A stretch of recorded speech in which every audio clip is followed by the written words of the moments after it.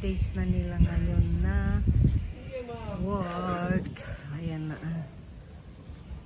Kasi kung nakasakal niya ako ng baklas, magputol. Ayan guys, alam nyo guys, papipinturahan ko pa yung pader niya doon. Pinturahan ko pa yung pader na yan kasi medyo maitim na siya. Tapos nilagyan na ng bintana. Tapos ayan. Ganyan cellphone niya eh. So, 3 days na lang. Ano kuya? Ah, okay. Yan ang mga gumagawa dito. So, ayan siya. Mga gumagawa siya dito. At alam niyo ba guys, ito at saka si GD kagabi, nag-away sila. Grabe, hindi ko siya maawat ng bonggang-bongga. Kaya ko lang naawat dahil na pinakitaan ko ng pagkain yung isa, yung malaki, si JD. Ayan. Kawawa naman siya. Bugbog sarado siya kagabi, oh.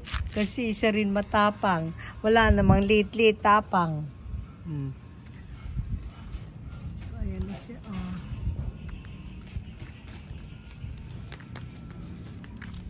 Ayan na siya. Puti din ang ipapa. Kaya pala tumutulo. Pintura. Sa gutter, may nakabukas ng ganito kahaba. Oh, takpan mo ng ano, bulkasil. Hindi. Tatakpang mo na lang yero. Bakit yero? Ako ng yero. Bulkasin muna. Ano yung kalapad eh. Saan tumutulo? Sa garahe? Dito sa taas natin.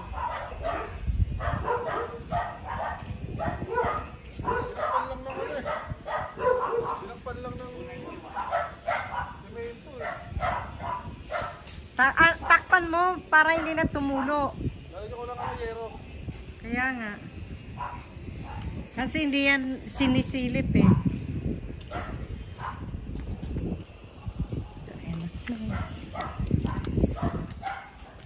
Pasok tayo guys. Hindi parang natapos. 3 days na lang mayroon sila ngayon. Pang 4 days na sila ngayon. Ayan na siya. Hello kuya. So, ayan na sila guys.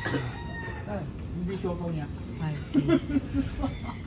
Ayan, may mga paano ng bakal niya. Bubong na lang siya. Bubong na lang. Bubong. Kasi baba mo, hindi ka hindi lang eh. Ayan guys. Napabad days na gumagawa. So, ito na yung pintuan.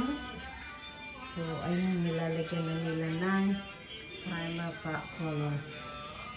Ayan.